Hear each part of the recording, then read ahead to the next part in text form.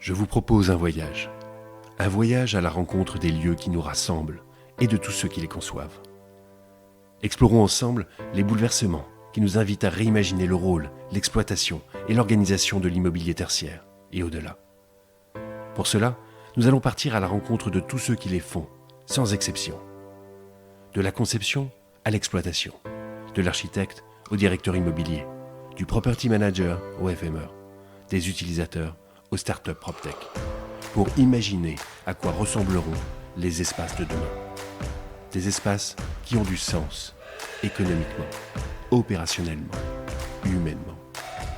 Comprendre ensemble toutes les nouvelles dimensions d'espace qui, enfin, nous ressemblent. Bienvenue dans The Spacecraft, à la découverte des espaces de demain avec tous ceux qui les conçoivent. 3, 2, 1, décollage.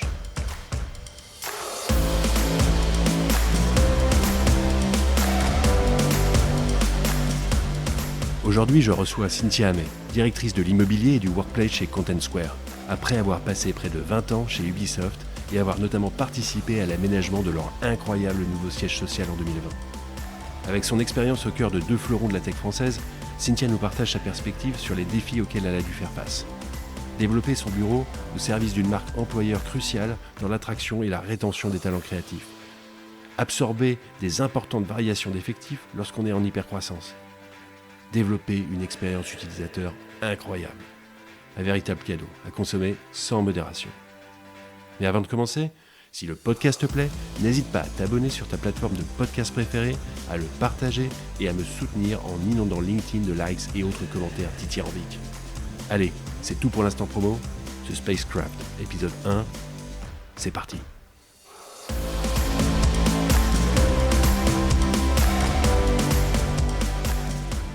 Eh bien, bonjour Cynthia. Salut Julien. Voilà, on est dans les locaux de Content Square, donc à Paris, dans le 9e arrondissement. Merci de m'accueillir et merci de participer à The Spacecraft, donc c'est un nouveau podcast au sujet de l'immobilier tertiaire et des espaces de travail. Yes. Donc tu es une de nos premières invitées et je vais te laisser te présenter parce que je pense que tu vas le faire beaucoup mieux que moi. Ok. Donc Cynthia, tu l'as dit en arrivant, ça fait plus de 20 ans que j'ai commencé à bosser. Peut-être une des raretés un peu ancienne génération, c'est que je n'ai fait que 2 sociétés. Donc j'ai passé mes 20 premières années et quelques chez Ubisoft.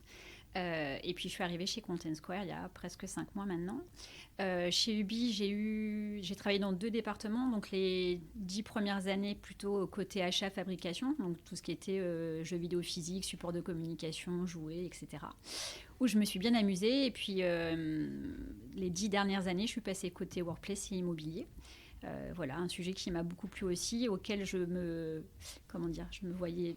C'est vraiment le métier que j'imaginais quand j'étais gamine. Et donc, le hasard chez Ubi m'a emmenée là et j'y pensais pas. Donc, c'est avec un grand plaisir que je suis arrivée là. Et puis, après 20 ans chez Ubi, je me suis dit que il était peut-être venu le temps de découvrir autre chose. Et donc, voilà, je suis tombée sur cette offre de poste de directrice stratégie, workplace et immobilier chez Content Square. Et puis, voilà, les entretiens se sont enchaînés, toujours avec plus de plaisir. Et voilà, me voilà chez Content Square. C'est 2 boîtes magnifiques, hein, et puis une fois de plus, une fois n'est pas coutume, j'ai envie de dire, on a quelqu'un qui arrive à ce niveau-là et qui vient encore d'un profil différent. J'ai pu rencontrer des personnes qui venaient des achats, d'autres de la logistique, d'autres choses qui n'avaient rien à voir, donc c'est génial parce que du coup c'est vraiment un creuset de talents et d'expertises différentes.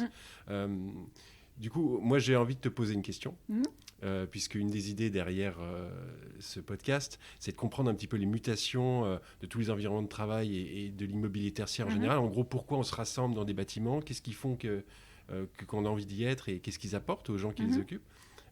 Et la question que je te poserais, c'est, Cynthia, pour toi, c'est quoi l'environnement de travail de demain ? Alors, celui de demain, donc, on va dire en comparaison par rapport à précédemment, ou de manière générale j'ai envie de dire ce qui pour toi les plus grosses mutations, ce qui caractérise vraiment ces changements. C'est vrai que on va pas se mentir, ça a changé progressivement, il y avait des adoptions, mais là il y a eu quand même un petit coup de boost. Oui. Et ça va dans plein de directions. Et je peux voir 10 personnes qui vont me donner 10 directions différentes. Pour toi, justement, la direction dans laquelle vont aller ces environnements, c'est Oui, quoi? je comprends. Disons que je dirais qu'avant le Covid, le fait d'aller au bureau, c'est une question qu'on ne se posait pas. Les gens y allaient, ça faisait partie du rythme habituel, c'était une obligation. Le peu de fois où tu travaillais de chez toi quand c'était autorisé, les boss se posaient des questions sur ta capacité à travailler à la maison. Enfin, pour moi, c'était un non-sujet, ça commençait à peine à arriver. Le Covid débarque et je pense que les gens sont restés chez eux parce qu'on était obligés, donc il n'y a pas eu le choix. 3 mois après, on va dire la période où on a été confiné, je pense qu'il y a pas mal d'entreprises qui étaient frileuses sur ce retour au travail parce qu'il fallait quand même d'abord penser à la santé des employés plutôt que d'autres sujets comme par exemple le fait de penser qu'au travail on est plus concentré, plus focus, plus productif, je sais pas. Et avec ces mois et ces années qu'on passé, certaines personnes ont pris des habitudes et on se rend compte maintenant que c'est compliqué de revenir en arrière et de refaire du bureau un lieu obligatoire. Ce que je me dis, c'est que tout au départ, ce qu'on disait, et j'avais tendance à le croire, c'est que le fait de travailler chez soi, on te décrivait comme plus productif, avec un scope horaire plus important. Et donc, quelque part, les boîtes avaient l'air d'être plutôt contentes de ce qui se passait. Et donc, tout ça était plutôt positif, j'ai l'impression, pour les entreprises et pour les collaborateurs. Et puis le temps passant, on s'est rendu compte de plusieurs choses. La première, c'est qu'il y a plein de gens qui n'étaient pas si bien tout le temps à la maison parce que le domicile n'est pas forcément fait comme il faut pour avoir un endroit à toi. L'ergonomie du poste de travail n'est pas forcément là. Tu n'as pas forcément l'écran de la bonne taille. Tu peux être happé par des contraintes personnelles. Donc des fois, ça rend service, des fois, ça rend pas service, etc. Et donc, il y a eu je pense, cette vraie question de qu'est-ce qui serait idéal comme rythme de travail pour que les gens soient bien, économiser le temps de transport, en effet pouvoir faire des choses personnelles à des horaires où en fait tu peux les faire et pas que le samedi dimanche où les gens sont pas tout le temps dispo, je pense aux docteurs et tout ça, et en même temps continuer à faire le split entre vie pro, vie perso, et quand il n'y a pas de frontières physiques c'est un peu compliqué. Je pense qu'en fait, la mutation, elle va être perpétuelle et donc c'est dur de dire maintenant ce que sera demain parce que chaque jour change. En tout cas, je pense que ce qui est en train de se passer, à mon sens, c'est que les collaborateurs, eux, vont avoir envie de quelque chose qui va progresser et j'ai le sentiment que les boîtes vont devoir s'adapter parce qu'elles n'auront plus trop le choix. Parce qu'en face, sauf si on retombe dans une pénurie de l'emploi qui fait qu'on peut imposer ce qu'on veut aux gens, voilà, donc je pense qu'à terme, on ira dans le sens de ce que veulent les collaborateurs. Et ça, je ne le sais pas encore. Voilà. Après, ce dont on se rend compte quand même, je parle trop. Non, c'est génial.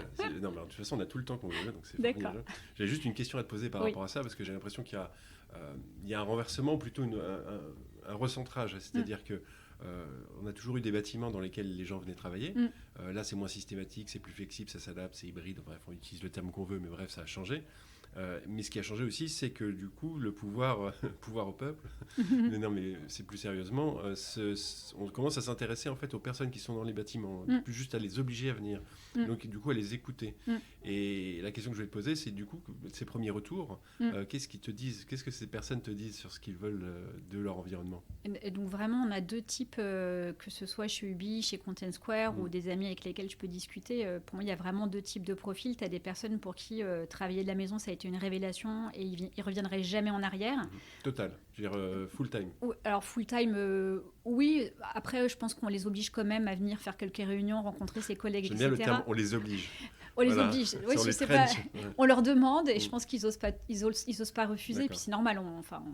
À la base, on travaille quand même pour un employeur et puis donc voilà, il y a des. Ça me semble encore assez légitime que les sociétés aient des requêtes sur certains sujets. Donc pour ces personnes-là, je pense que c'est très appréciable. Après, tu as ceux qui ont toujours été qui aiment travailler au bureau. Par exemple, moi, à titre personnel, c'est quelque chose que j'adore. À part depuis le confinement, en fait, j'ai quasiment jamais travaillé de la maison. J'adore venir. J'aime les locaux en général, puis j'ai travaillé dans des locaux sympas. J'adore croiser des gens, discuter, que ce soit mon équipe, mon boss.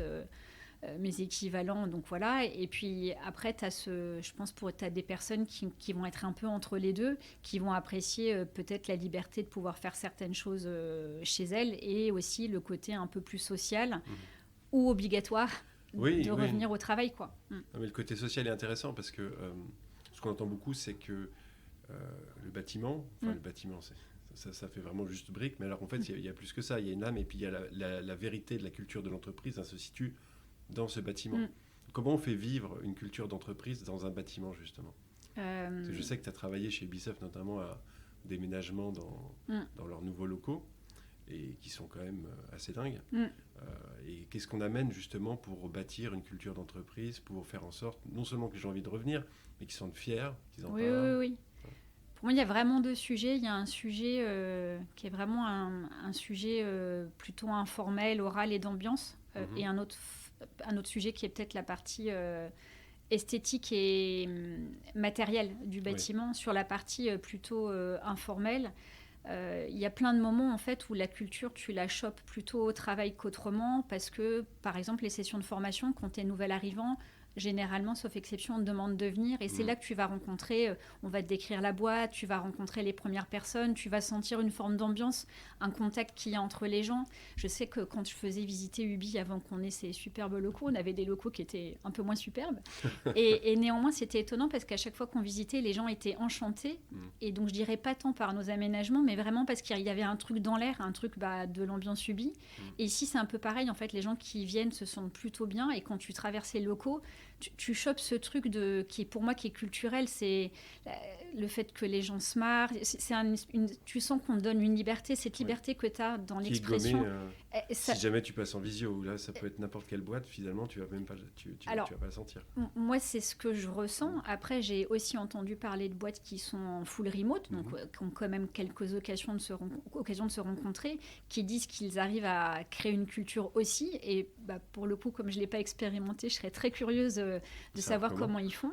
De ce que j'ai cru comprendre, cette culture, il la crée quand même à travers des moments forts de temps en temps. Et donc, en fait, ces moments forts qui créent du lien, de l'attachement entre les gens et de l'attachement à la boîte et probablement l'envie de performer et d'avancer avec la boîte, j'ai tendance à croire qu'ils se créent quand même par des rencontres plutôt physiques que distancielles, même si c'est pas tout le temps. Oui, c'est effectivement. J'avais vu des choses comme ça, des boîtes en full remote qui s'accrochaient à des événements un peu trimestriels pour pouvoir faire en sorte de ne pas trop se distendre et de créer des liens dans l'équipe. Je voudrais revenir sur quelque chose. Donc, les deux entreprises dont tu me parles, c'est des boîtes tech qui ont toutes les deux à faire face à une chasse au talent, on va dire, et en plus, qui plus est, une chasse au talent créatif. Et qui ont aussi une autre contrainte qui est leur en gros, variabilité, le fait qu'elles puissent scaler assez fortement. Comment on utilise, puisqu'on dit souvent maintenant que la workplace a un rôle stratégique, aussi d'un point de vue RH, comment on utilise sa workplace pour attirer ces gens-là? Donc dans les sites que j'aime bien regarder et qui peuvent donner des éléments de réponse, tu as par exemple Welcome to the Jungle, qui est un site assez bien fait, ou Glassdoor, où tu vas voir deux types de commentaires qui peuvent te donner envie de rejoindre la société. Enfin, deux types de commentaires. On est toujours sur une partie orale où les gens vont donner leurs sentiments.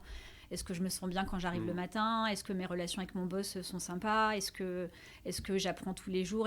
Donc ça, vraiment, pour moi, ça, c'est la partie...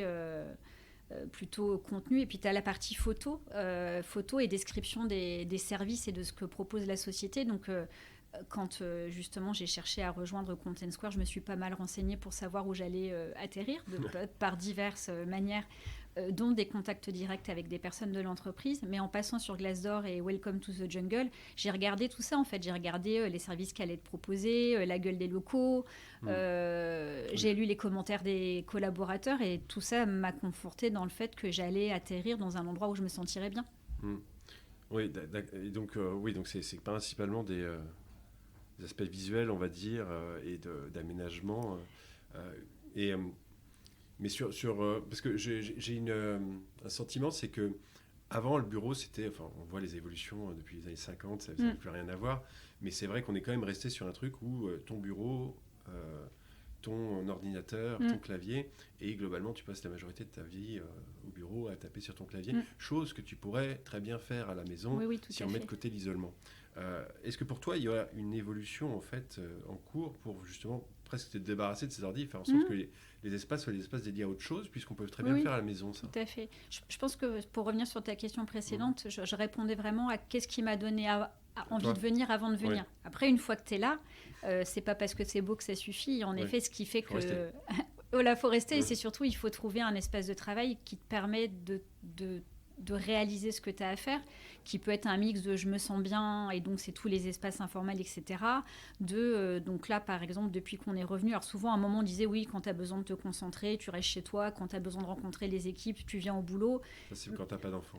Oui, non, mais c'est surtout qu'en fait, le programme de ta journée, il est mixé. Voilà, il y a des moments où tu fais des calls en one-to-one, des moments où tu as besoin de te concentrer, des moments où tu as des réunions d'équipe, que ce soit chez toi ou au travail. Et donc là, puisqu'on parle du bureau, il faut trouver des endroits pour réaliser tout ça.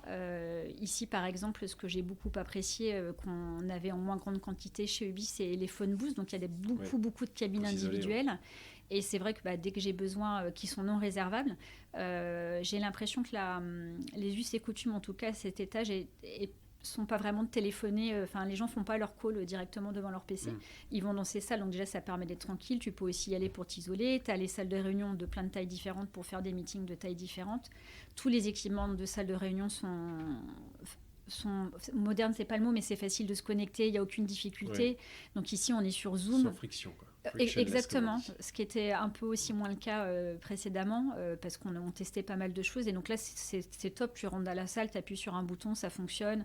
Les gens que tu as à distance, c'est hyper fluide en fait, et donc c'est très rapide. Je trouve aussi qu'il y a de plus en plus de gens qui aiment travailler... on va dire qu'avant, on situait peut-être une forme une fonction à un moment de sa journée dans un type d'espace, et en fait, les gens... assez étonnamment font certaines choses. Donc je vois des gens qui passent des calls dans la cafette. Oui. Peut-être parce que le bruit crée un espèce te permet d'être discret et confidentiel, parce qu'il y a un bruit ambiant. Moi, ça m'arrive souvent d'aller me faire mes presses où je suis censée me concentrer aussi en cafette, parce que je me sens bien. Je vois les gens qui prennent leur café. Finalement, les gens, quand ils voient que tu es en train de bosser, ils viennent pas spécialement te parler, ou alors ils te posent la question. Et donc tout ça pour dire que moi, mon sentiment, c'est qu'au bureau, plus on proposera d'espaces différents, plus tu as une chance de trouver ce qui te convient. Oui, te l'approprier à un moment donné. Ça me fait penser aux playlists que tu as sur Deezer ou Spotify, où en fait tu as des playlists en fonction du moment de la journée, ou en fonction de l'humeur, tu vois, mood, genre détente, sport, avant de s'endormir, etc. Et là j'ai l'impression que on passe, comme je te disais tout à l'heure, de quelque chose qui était très standard, presque en randonnion, des ordinateurs par dizaines, et puis j'onboard 10 nouveaux collaborateurs, il suffit de prendre 10 nouveaux ordinateurs. Là, on est un truc où on est sur un espace protéiforme, exactement, avec plein de... Voilà. Après, c'est vrai que l'espace étant limité, on ne peut pas avoir tout en grande quantité. Donc, il y a quand même un choix... un peu statistique de quelle est la part que j'alloue à la cafette, que j'alloue aux salles de réunion réservables, non réservables, aux phone booths, aux open space, bureaux partagés, pas partagés. Et pour ça, il faut de la data, parce que si tu n'as pas prévu les bonnes choses dans les bonnes quantités ou dans les bonnes tailles, ça va créer de la frustration. Et ça, pour moi, c'est vraiment... Comment vous l'obtenez, cette donnée, justement ? C'est un peu compliqué. C'est un peu compliqué. On va dire la manière qui pourrait paraître la plus facile et la plus évidente, c'est de poser des questions. Donc, à travers des sondages, des surveys, des entretiens. C'est ce que tu fais généralement. D'ailleurs, quand tu construis un bâtiment, tu fais des entretiens avec... ça peut aller de la top hiérarchie à des niveaux de management intermédiaire, et on va dire un panel de collaborateurs de tous les niveaux, ce qui permet de construire en fait un cahier des charges et d'essayer de proposer le bon nombre d'espaces pour répondre aux bons besoins. Ensuite, maintenant, il existe des outils qui te permettent de mesurer tout ça, donc des capteurs, voilà. Et donc, moi, je n'ai jamais vécu, donc j'ai du mal à dire... C'est une thématique intéressante, parce que je ne pense pas avoir interrogé de personnes qui aujourd'hui me disent qu'à 100% les capteurs sont fiables. Okay. C'est parce que, tu vois, mais c'est génial, parce qu'en même temps, tout le monde se pose la question. Tout le monde veut savoir qui vient, où ils viennent, ce qu'ils font. Exactement. Pour adapter ces espaces. Tout à fait. Mais il faut une quantité de données astronomique pour faire ça. Alors déjà, j'ai envie de dire, il faut les moyens d'acheter ces produits-là, parce que c'est pas donné, et que en ce moment, un peu crise économique non même, et ça fait quand même, j'allais dire, ça fait partie peut-être des choses qu'on priorise pas. En tout cas, ce que moi j'adorerais, c'est pouvoir le tester. C'est-à-dire qu'aujourd'hui, c'est un peu compliqué d'avoir des... Et je comprends, mais si tu vois, on pouvait tester pendant un mois... est-ce que ça sert ? Est-ce que ça marche vraiment ? Est-ce que ça donne de la data utile ? Pour te donner un exemple comparable, tout le monde parlait beaucoup des outils pour réserver les bureaux, parce qu'il y a de plus en plus de boîtes qui passent en desk sharing. Et donc, chez Ubi, on a fait un appel d'offres et choisi un prestataire qui nous a permis d'avoir un outil pour réserver les bureaux. où on était satisfait lors des tests. Et ce qui s'est passé concrètement, c'est que quand on a lancé l'outil sur en fait, on avait des populations tests, il y a tellement moins de gens qui viennent au travail que de postes disponibles, et c'est encore le cas aujourd'hui, que finalement, tu n'as pas vraiment besoin de réserver ton bureau, parce que tu arrives le matin, forcément, il y a un poste. Oui. Et donc, la data, elle aurait été géniale pour moi en tant que directrice de ces sujets-là. Mais en fait, j'ai l'impression de mettre une contrainte à nos utilisateurs, de dire tu réserves ton bureau, alors que tu sais très bien que tu arrives, tu auras une place. Et c'est pareil ici, en fait. En fait, pour moi, j'ai le sentiment que ce serait utile si, je sais pas, j'avais une boîte avec 100 collabs, qu'il y en a 50% qui viennent en moyenne. Oui. Et 50 bureaux dispo ou 40 bureaux dispo, enfin existants, Oui. là tu as besoin de réserver pour être sûr de ne pas venir pour Donc, rien. tu es vraiment sur quelque chose qui est, comment dire, tendu, en flux tendu, quoi. Exactement. Là, tu as trop d'amplitude pour que ce soit réellement utile, et surtout, la personne pour qui c'est utile, c'est pas la personne qui en est l'utilisateur. Exactement. Et tu as Voilà. un petit problème Voilà. d'engagement sur l'outil. Quoi. Voilà. Après, je crois qu'il existe des manières, peut-être des choses où tu as, je veux dire, peut-être des choses que tu n'as pas besoin de booker en avance et qui pourraient te donner quasiment de la data en temps réel, pour éviter à des personnes qui ne se sont pas encore déplacées de venir. Et bon, ça, j'y crois moyen. L'autre solution, ça peut être d'avoir des espaces alternatifs, c'est-à-dire que tu te dis toujours j'ai 100 collabs, j'ai 50 bureaux, avec une chance plutôt importante que j'ai pas plus de 50 personnes. Et là, les fois où il y aura 60, tu prévois de pouvoir utiliser des espaces qu'on n'aurait pas utilisé si on avait le choix. Donc ça peut être s'installer en cafette. C'est un peu modulaire peut-être. Exactement. Aussi, ça peut être... ça pourrait même être ajouter un tabouret sur une table un peu grande. On peut imaginer pas mal de choses. En tout cas, je pense que la flexibilité du mobilier, c'est vraiment un truc qu'il faut creuser. Ça peut rendre plein de services. Parce que j'ai parlé à certaines boîtes qui me disaient c'est très bien de vouloir réduire... de vouloir réduire un peu, parce que son espace immobilier, parce que c'est un coût non négligeable, mais plutôt très très important, surtout quand on est propriétaire. Mais en fait, le problème, c'est que si on commence à faire des moyennes le jour où il y a tout le monde qui veut revenir, on va avoir un souci. Ouais. On va avoir un souci. Et donc, du coup, c'est intéressant, et ça m'amène sur une autre question, c'est que là où nous sommes aujourd'hui, donc Content Square est un espace qui est opéré par WeWork. Tout à fait. Comment ça se passe? Et c'est intéressant à plusieurs égards. C'est parce que déjà, vous êtes en croissance et vous avez des amplitudes de changement de personnes assez importantes. Quels sont les avantages de passer par un système comme ça? Parce que j'ai l'impression que ça se développe, mais pour qui et pourquoi et combien de temps en fait? Alors j'ai le sentiment que l'avantage des cowork pour des sociétés qui sont en croissance rapide et importante, c'est qu'à la différence d'un bail classique, tu te projettes sur 3, 6, 9 ans, et souvent tu as des frais d'installation, que ce soit des travaux ou même des services que tu mets en place qui sont longs à amortir. Et donc imaginons que tu prends un local pour 500 personnes, et un an après t'es 700, finalement t'as pas le temps, t'es obligé de déménager ou de trouver des solutions. Enfin, tu rajoutes des coûts sur des coûts. Donc voilà, exactement. Donc pour moi, le principal avantage d'un coworking, c'est cette flexibilité, ou si tu as besoin de plus grand ou de plus petit, parce que ça se passe pas comme tu l'aurais imaginé. C'est des engagements courts, tu peux déménager facilement, ils peuvent te proposer des places supplémentaires. Donc ça, c'est la partie un peu flexibilité. Ouais. Voilà, exactement. Après, au quotidien, on parlait de confort des collaborateurs. Je trouve que les espaces sont hyper sympas. Donc, c'est très souvent centre-ville. Déjà, l'emplacement, on se demandait comment on fait venir les gens. Moi, tu me proposes d'aller à 30 bornes de Paris ou d'aller en plein centre comme aujourd'hui. Voilà, donc là, on a perdu tous les auditeurs de province. Ouais, non, je parlais pas de la province, je parlais de la banlieue. Ah, ouais. Oui. On a perdu les deux maintenant. Non, les deux. Non, la province, au contraire, c'est un choix. Il y a pas, c'est plutôt.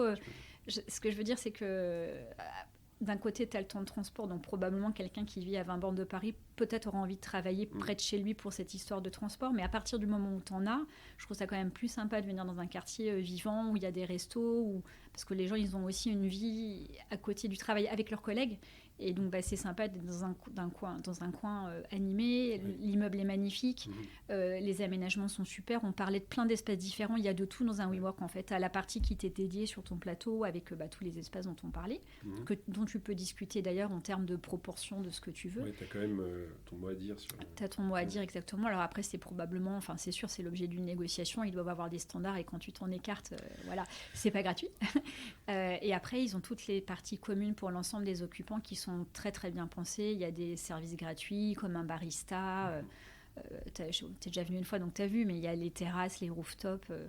Moi, je viens le matin, je me sens gâtée, quoi. Ouais, c'est important. Et en plus, j'ai l'impression qu'ils doivent te débarrasser d'un certain nombre de tâches liées à l'exploitation, je veux dire, du bâtiment. Totalement. Qui sinon, c'est un bon 50% du temps, non? C'est dans mon équipe précédente, je crois que j'ai eu jusqu'à 25 personnes chez Ubi. Ouais, 25 personnes. Que pour la partie... que pour le siège. Siège, ouais, HQ. On collaborait pas mal avec le reste des sites en France et on donnait des conseils au reste de l'étranger. Mais on va dire sur la partie très terrain, donc tout ce qui était maintenance, technique, etc. Le ménage, le gardiennage, ça nous prenait un temps de malade. Et là, c'est vrai que c'est un sujet dont on est débarrassé, ce qui nous permet, nous, en tant qu'équipe Workplace, de nous concentrer. Il y a quand même des choses à faire. Il faut faire le lien entre les demandes des collaborateurs et la bonne exécution de la part de WeWork, parce que là, on est chez WeWork. Mais c'est vrai que toute cette partie-là qui est, en ce qui me concerne, pas forcément un sujet passion. Par contre, j'avais dans mes équipes précédentes des personnes pour lesquelles ça faisait vraiment du sens. Ça prend du temps. C'est beaucoup plus compliqué que ça en a l'air de motiver le personnel à réaliser. Ils n'ont pas forcément le temps, pas forcément les moyens. Et donc, c'est vrai qu'il peut y avoir une distance importante entre ce que souhaiterait le collaborateur et ce qu'il obtient sur ces sujets de prestations de prestataires externes. Et ça, c'est un vrai sujet, en fait, d'obtenir la qualité. Chez WeWork, là, je trouve qu'ils sont plutôt au niveau. Après, ils ont peut-être une solution. C'est un peu aussi leur comment dire, leur proposition de valeur. Oui, voilà. Mais après, je suppose que pour atteindre ce niveau-là, ils doivent utiliser des techniques qu'on devrait nous utiliser si on était locataire dans un bâtiment standard. Donc, c'est qu'ils ont trouvé des solutions pour s'assurer. Et c'est vrai qu'il y a des capteurs un peu partout, il y a des systèmes de sondage, ils ont un outil pour remonter les défauts où tu flashes avec ton téléphone. Voilà, ils ont quand même des outils. Je trouve qu'ils ont la vraie différence avec d'autres boîtes avec lesquelles j'ai pu échanger. Ils ont le nombre le personnel est important. Ils ont beaucoup de personnes, en fait. Et ça fait toute la différence. Oui, comme quoi la technologie ne fait pas tout. Mais c'est sûr, et c'est vrai toujours l'alliance des deux. Exactement. C'est vrai que souvent, comme on est dans ces sujets-là un peu trop regardons sur les coûts, mais ça s'entend. Enfin, toutes les boîtes n'ont pas de l'argent à mettre dans tous les sujets, et c'est normal. C'est juste que des fois, tu te retrouves à demander, mais comme à tout employé, 2 fois plus que ce qu'une personne est capable de faire bien. Voilà. Oui, en plus là-dessus, il y a des sujets sur... contractuel, sur ce que tu demandes, ce que tu as réellement, c'est jamais réellement facile de savoir si ça correspond, quoi. Exactement. Mais c'est super intéressant parce que ça a un rôle central dans l'expérience, j'ai envie de dire, j'allais dire l'expérience utilisateur, mais c'est presque ça, quoi, l'expérience collaborateur. Ouais, c'est sûr. C'est-à-dire que l'endroit est beau, certes, mais il est bien entretenu et régulièrement. Exactement. Je parlais souvent avant chez Ubi de pyramide de Maslow. T'as vraiment, je pense que le niveau numéro 1 quand tu vas dans des bureaux, il faut que ce soit propre. Enfin, pour moi, l'hygiène, je crois que c'est voilà, si l'hygiène, elle n'est pas là, c'est... c'est même obligatoire, en vrai. C'est obligatoire, mais des fois, vraiment, en fait, elle n'est pas là. Elle n'est pas là, soit parce que c'est pas fait comme il fallait, soit parce que les gens restent des cochons, je ne sais pas. Et ça, c'était avant. Parce que quand les gens n'avaient pas l'attitude de dire « Ah non, je ne viens pas » ou « Je vais aller ailleurs ». Parce qu'il y a, c'est clair. Maintenant, je pense que ça voilà, donc ça il y a un peu. Ça, et puis il y a aussi, je pense que les lois, on peut changer aussi. Maintenant, tu as des normes pour te permettre d'exiger des niveaux de rendu. Je pense que l'hygiène en fait partie, la qualité de l'air. Enfin, il y a plein de choses qui se sont instaurées, la sécurité des bâtiments. Regardez la qualité de l'air. Oui, ça fait partie des tests sur tous les sujets HSE, hygiène, sécurité, environnement. On a de plus en plus d'audits à faire sur plein de sujets, les ondes, etc. Donc, dans le cas de WeWork, c'est WeWork qui fait toute la qualité de l'eau, les exercices incendie. Ce que je veux dire par là, c'est que en termes de comment je suis sûre d'atteindre la qualité que j'attendais, tu as une partie qui est devenue très légale. Et en fait, je ne dis pas que tout le monde le fait, mais tu te sens quand même obligé d'aller dans ce sens-là. Et après, tu as une partie où si tu veux que les gens restent et soient contents de venir, plus ton niveau il est bon, plus les gens ils sont contents, quoi. Ouais, ça se comprend. Ça se comprend. J'avais une question que je voulais te poser. J'ai cru comprendre que voilà, vous ouvririez des bureaux un petit peu partout dans le monde et qu'aujourd'hui c'est un petit peu plus compliqué que ça a pu l'être avant pour se déplacer. Il peut y avoir des restrictions, etc. Comment on fait quand on est responsable de tous les sites et qu'on doit justement choisir des nouveaux emplacements ou les valider ou voir comment ils fonctionnent? Tous vos bâtiments fonctionnent sur le même modèle, c'est-à-dire avec un WeWork-like ou... Non, pas forcément. En fait, ça dépend beaucoup. Alors, j'ai pas tout l'historique, mais on ouvre des bureaux. Donc, on est actuellement Content Square à plus de 15 localisations de tailles extrêmement différentes. Et les bureaux ont été ouverts pour des raisons différentes. Alors, j'ai tendance à supposer, mais je ne peux pas en être certaine. En tout cas, c'était comme ça chez Ubi, soit parce que, par exemple, il y a un pool de talents quelque part. Et donc... tu vas te mettre à un endroit parce que tu sais que ça va être plus facile de recruter. Ça peut être parce que, je suppose, la boîte décide de conquérir un nouveau marché.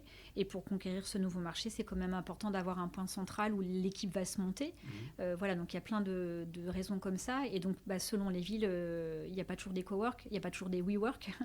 Et donc, je suppose qu'on fait aussi avec ce qui est disponible au moment où on cherche par rapport au budget, par rapport à plein de choses. Donc, que ce soit chez Ubi ou ici, je crois qu'on avait tous les modes de possession de bâtiments.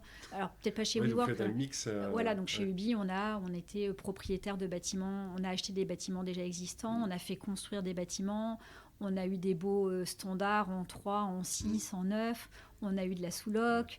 On a eu du cowork. Le portfolio complet, quoi. Et voilà, et en fait, ça dépend de tellement de choses, quoi. Ouais. Des besoins, de la durée du projet, ça dépend de tellement de choses, voilà.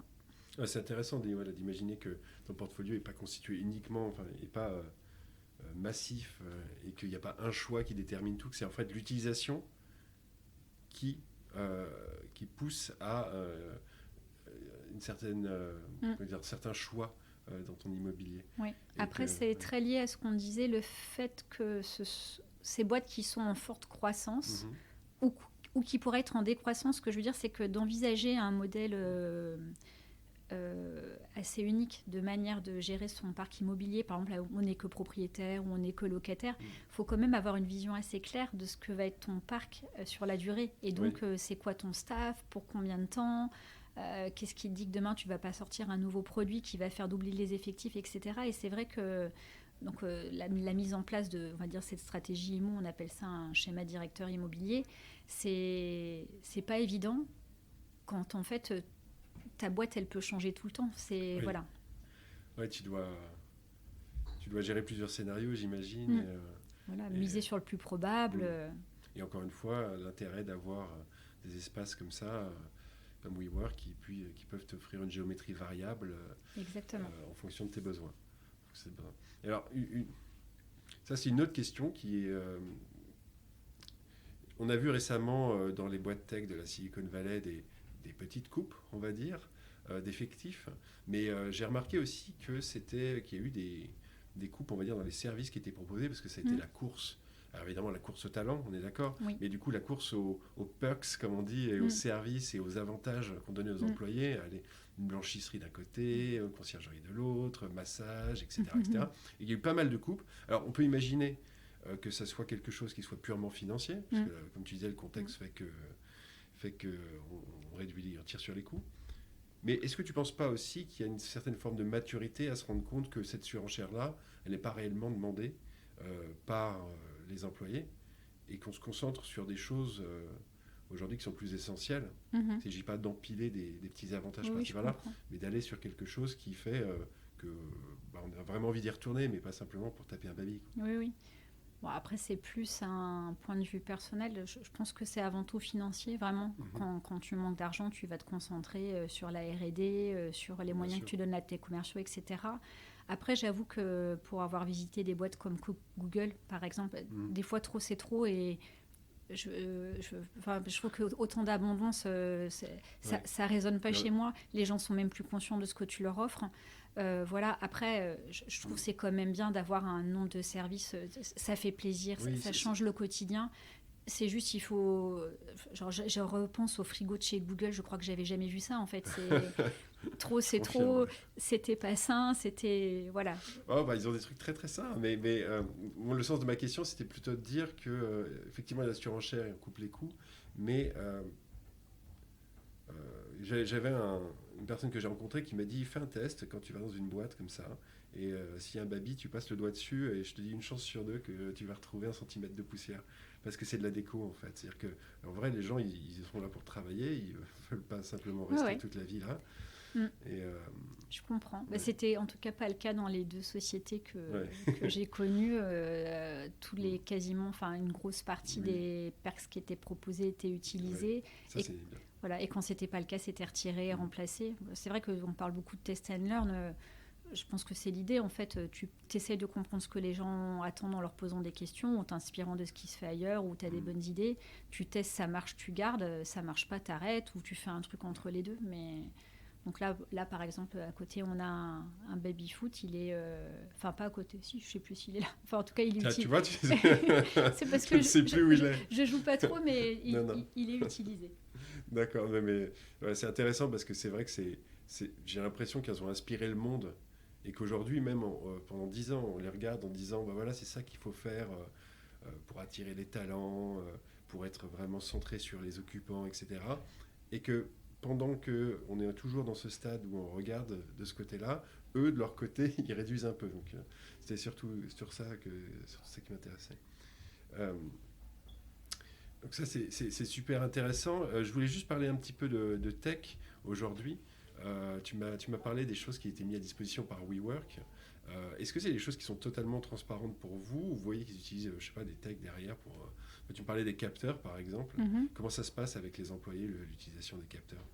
Alors, des capteurs, je suis pas certaine, mais j'ai cru comprendre que dans les sanitaires, je pense que des capteurs ont été installés pour voir le nombre de personnes qui rentrent. Ah, Et je suppose qu'au bout d'un moment, ça déclenche l'intervention du personnel de ménage parce qu'il part du principe qu'il y a eu beaucoup de trafic et qu'il faut nettoyer. qui est Donc, internalisé. comment Je veux ça dire, qui est là tous les jours, toute la journée. Le personnel Oui. Oui, tout D'accord, à ok. fait, tout à fait. Donc je suppose qu'ils ont dans leur contrat une cadence qu'ils avaient dû estimer et puis qui déclenchent des déplacements supplémentaires quand ils voient que c'est très fréquenté. Donc il y a ces capteurs-là. Il y a ce système, je te disais, de flasher un code pour remonter un problème technique ou de propreté. J'ai principalement ça en tête. En fait, rien de beaucoup plus magique que ça. Ouais, mais c'est l'essentiel, quoi. Puis, c'est transparent pour vous, c'est ça qui compte. Bon, je te propose, parce qu'on arrive sur la fin de cet entretien, très dense et très intéressant, je te propose une dernière question un petit peu traditionnelle, puisqu'on est dans un spacecraft, donc un vaisseau qui navigue vers l'avenir. J'allais dire spacecraft, qu'est-ce que ça veut dire? Non, ce n'est pas un jeu, mais voilà, on a fait ce petit jeu de mots pour dire que c'est tous ceux qui fabriquent les espaces. Ok. To space and to craft. Qu'est-ce que c'est habile. Et donc, c'est de se projeter un petit peu dans l'avenir. Tu me disais qu'on ne peut pas le prévoir, mais sans le prévoir, ce que toi, Cynthia, tu aimerais voir devenir les espaces de travail. Vers quoi tu aimerais qu'ils tendent, et à ton avis, quelle est leur, puisque c'est leur grande crise aujourd'hui, de leur rôle et de leur pertinence, qu'est-ce que tu aimerais qu'ils deviennent? Bon, à nouveau, je vais y mettre un petit peu de conviction personnelle. Mais autant que tu veux. Ok. J'ai plutôt tendance à imaginer des implantations de taille plus petite qu'aujourd'hui dans des centres-villes à différents endroits d'un pays. Donc, par exemple, j'imagine plus une boîte d'un certain nombre de personnes n'avoir plus qu'un siège à Paris. Peut-être qu'ils auront Paris, Lyon et Marseille, plutôt en centre-ville pour ces histoires de transport et finalement... comment dire, rassembler un maximum de personnes en mettant le temps de transport moyen le plus faible, toujours en centre-ville, donc pour les transports, mais aussi parce que c'est... on y trouve toute l'animation dont je te parlais que je trouve appréciable, et peut-être à côté de ces bureaux qui seraient donc plus petits parce qu'on aura quand même un taux de comment on appelle ça, de télétravail qui va rester ou devenir plus important, je pense, le temps passant. Peut-être d'autres moments de réunion qui pourraient être... un peu sur le format du séminaire, mais voilà, des moments où on se retrouve autrement, peut-être plus nombreux, peut-être avec des journées plus fortes que ces journées de travail. Donc je vois un peu ce genre d'alternance-là. Peut-être pourquoi pas aussi te laisser travailler dans d'autres bâtiments de ta société dans d'autres pays. Tu vois, imaginer des trucs vraiment très, très flex où finalement on s'autorise un peu tout. Le but étant qu'à la fin quand même la boîte reste... productive, hein, elle est quand même là pour ça, et voilà, et qu'elle continue à tirer des talents. Non, non, ça peut, mais ça suffit pas. Voilà, ça suffit pas. Ouais. Donc des espaces en fait où on se croise, où on peut travailler tout en gardant la liberté, Exactement. La fluidité en fait que peut offrir le télétravail. Voilà. Après, il faut quand même un certain nombre de règles, parce que si chacun fait ce qu'il veut, je pense que les gens se croiseront plus. Donc voilà, il faut des règles. C'est sûr, elles plairont pas à tout le monde, mais en tout cas, il faut un cadre, voilà, pour être sûr que les gens se rencontrent de temps en temps, pour avoir des bureaux d'un certain standing avec une qualité de prestation qui est au niveau, etc. Donc voilà, il faut quand même cadrer un petit peu, selon moi. Eh bien, super. Merci énormément, Cynthia, pour avoir participé à cet épisode de The Spacecraft. J'arrive à le dire sans accrocher, donc c'est déjà pas mal. Merci à toi aussi. De rien. Et merci de m'avoir accueilli dans ces magnifiques locaux, que je répète sont absolument dingues, avec un rooftop de malade. C'est clair. On est incroyable sur Paris. Et merci pour cette petite exploration des nouvelles dimensions de nos bâtiments. Ok. Et à très bientôt. À bientôt. Salut. Ciao. C'était le tout premier épisode de The Spacecraft, le podcast qui explore les espaces immobiliers de demain sous toutes les coutures. Merci de nous avoir suivis jusque-là. Et si l'épisode t'a plu, n'hésite pas à nous suivre sur notre page LinkedIn pour nous soutenir et à t'abonner sur ta plateforme de streaming préférée pour ne louper aucun épisode. On se donne rendez-vous vendredi prochain pour un épisode 2 qui s'annonce particulièrement dingue. À la semaine prochaine dans The Spacecraft.